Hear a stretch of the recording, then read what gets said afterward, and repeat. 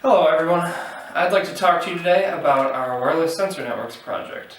We've created a smart home environment that deals with temperature data, with lighting data, as well as determining whether or not a door is open or shut, depending on the values sent by a magnetic sensor. So I'm going to show you the way we've set this network up real quick. Show you all the different kinds of sensors that we've used, the base station, as well as how this network is set up. So to begin with, we have a temperature sensor and a lighting sensor. Now, what these are is they're both based on the telosB sensor mode, running some sort of sensing program that picks up the values from the sensors inherent to the board itself. We have two more over here, one next to this cup full of hot water, and another lighting sensor that's just picking up the ambient lighting of the room. These motes are all sending the data to the singular base station in the middle. Now what this is this is a star topography, meaning that we have a singular base station receiving data from a number of different sensors. Now this base station is essentially the workhorse of our entire system. It collects all of these different packet streams and forwards them to the Raspberry Pi. You can think of this Raspberry Pi almost as a hub for our system. What it does is it receives this data and then it packages up and sends it over to our GUI, which is running on whatever device the user happens to be using. Finally, we have this setup over here, which is a simulated door.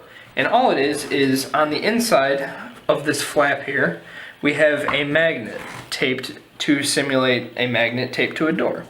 And then on what would be the wall inside this little room, we have our TI sensorTag.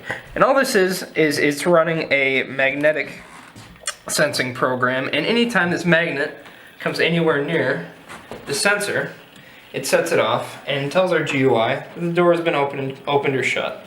Now it sounds as well, you can hear the buzzer go off every time I do it. And next, I'm going to be showing you guys how the GUI works.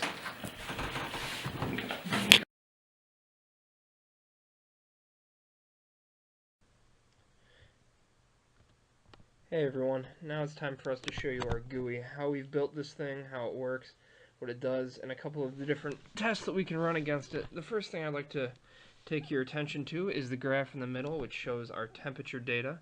If you'll remember from before, I said that we actually have one sensor sitting next to a cup of hot water while one sensor is recording ambient air temperature.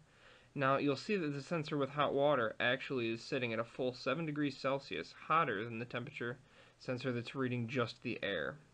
Now this is displayed beautifully on our graph. Another thing I'd like to actually bring your attention to is the fact that we can clear our data. Right, so we can remove all of the data from our system at any time and restart the sensors, restart the graphs, and just bring everything up fresh.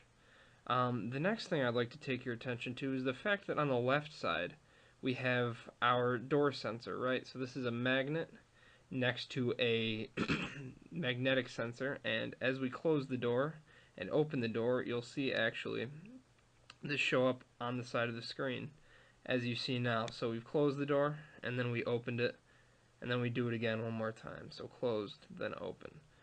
Another interesting piece of this system is the fact that the network is ad hoc, meaning that we can pull sensors off or add sensors to the network at any given time, dynamically. Now this is important because it allows our network to be a bit more robust, right? If something fails, like for instance in this test where we show one of our sensors being pulled off and turned off, it can be added back on at any time without needing to restart the network and bring everything back up. Now you'll see here in a second actually, after the sensor reboots, where it will be added back to the network. Now, another thing that we can run this against is the fact that obviously our network records lighting data. Now you can see here that right now all of our lights are on, and in a minute the sensors will become off, right? So we turn the lights off, the sensors have turned off, and now when we turn the lights back on, although there's a little bit of a lag, it's not too bad.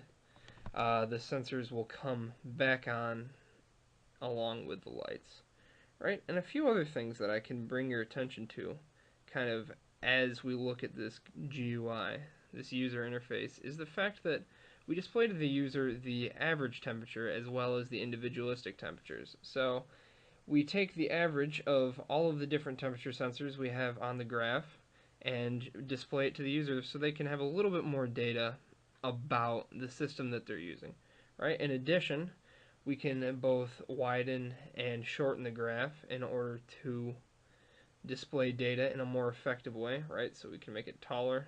We can also make it longer and shorter, as I said. And this just allows the user to get a better idea of their data, right? To display it in a more palatable way. Alright, so thank you guys, and that's it.